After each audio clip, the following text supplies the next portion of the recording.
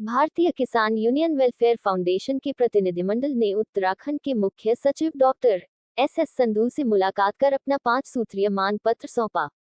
हरिद्वार, उत्तराखंड राज्य के किसानों को राज्य सरकार की ओर से बेमौसम बारिश, ओलावृष्टि, आंधी, तूफान से खेती के किसान व बागवानी के किसानों की आम,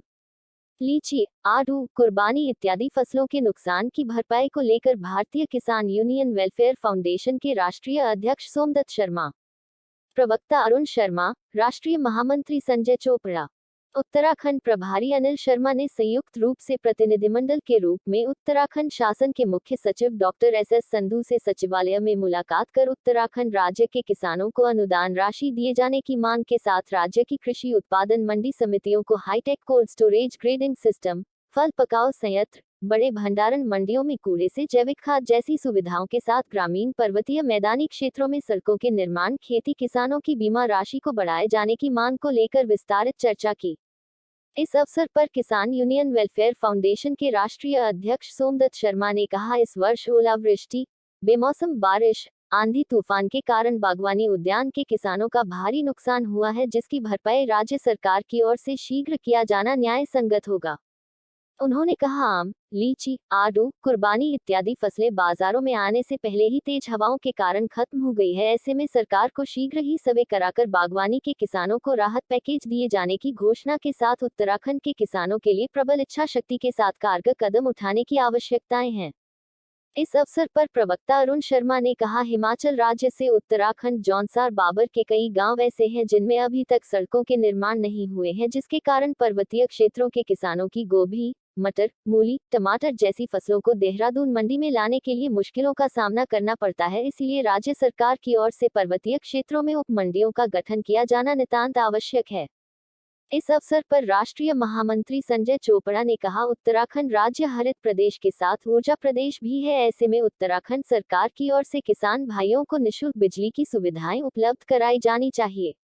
उन्होंने ये भी कहा, उत्तराखंड की मंडियों के माध्यम से राष्ट्रीय कृषि बाजार इनाम योजना का किसानों को प्रशिक्षण दिए जाने के साथ मोबाइल, लैपटॉप इत्यादि सुविधाएं भी दिए जाने से उत्तराखंड राज्य के किसान भी आत्मनिर्भर होकर देश के विकास में अपनी भागीदारी सुनिश्चित कर ऑनलाइन अपनी उपज को राष्ट्रीय बाजारों में समय से बेच सकेंगे और खेतों में ही बार बार फसलों के नुकसान से मुक्ति पा सकेंगे।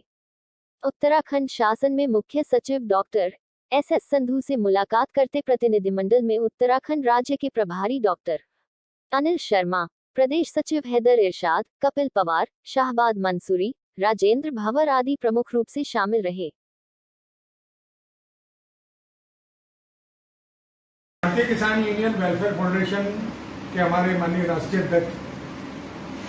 सोमदत्त शर्मा जी के संयुक्त निर्देशन में, नेतृत्व में अभी कुछ दिनों पहले हम लोग माननीय मुख्यमंत्री जी से हमारी वार्ता हुई थी और मुख्यमंत्री जी को विस्तारित रूप से हमने कहा था कि जहां गेहूं की फसल को सबसे ज्यादा नुकसान हुआ है, वहीं जो हमारा बागवानी का किसान है, जैसे कि बागवानी किसान में किसान जो उपज है उसकी आम है, लीची है, आड़ू है, कुर्बानी है, वो अभी आपने देखा कि बेमौसम बारिश जो अभी हुई कुछ दिनों पूर्व और लगातार आंधी चली, तूफान आया, उस तूफान के अंदर सारी फसलें नष्ट हो गई। तो हमने माननीय मुख्यमंत्री जी से निवेदन किया था कि इस पर एक विस्तारित चर्चा होनी चाहिए। तो माननीय मुख्यमंत्री जी के निर्देशन में आज हम हमारे चीफ सेक्रेटरी श्री सिद्धू साहब से मिले हैं और उन्होंने विस्तारित रूप से चर्चा की क्रमवाही, और लगभग मैं समझता हूं कि 6-7 विषय हमारे ऐसे थे जो बहुत गंभीर हैं, जैसे कि कृषि उत्पादन मंडी समितियां हैं, उनकी एक अलग भूमिका है जो किसान को प्रोत्साहित करती है, उस पर फोकस करने का हमने कहा कि मंडियों में आप देखेंगे कि मंडियों में जो किसान अपनी उपज लेकर जाता है तो किसान को अपनी उपज अगर उसकी नहीं बिकती तो उसके पास में कोई चारा नहीं होता है कि उसको वो अपना माल छोड़कर जाना पड़ता है। तो हमने कहा कि आने वाले दिनों में मंडियों के अंदर भंडारण होने चाहिए, कोल्ड स्टोर होने चाहिए, राइपनिंग चैम्बर होने चाहिए, ग्रेडिंग सिस्टम होना चाहिए कि तमाम जो हमारे किसान हैं उनकी जो उपज है ग्रेडिंग सिस्टम के माध्यम से पैकिंग उसकी हो। जैसे कि आपने देखा होगा कि विदेशों का अगर कोई फल आता है तो वो 6 महीने तक खराब नहीं होता। तो ठीक इसी प्रकार से कुछ ऐसा सिस्टम हमें इस उत्तराखंड के अंदर लागू करना चाहिए। इस पर चर्चा हुई और मंडी के ढांचे पर चर्चा हुई कि मंडी के ढांचों पर अब तक जो है बहुत सी क्षेत्रों के अंदर भर्तियां प्रक्रिया जो है वो पूरी नहीं की गई।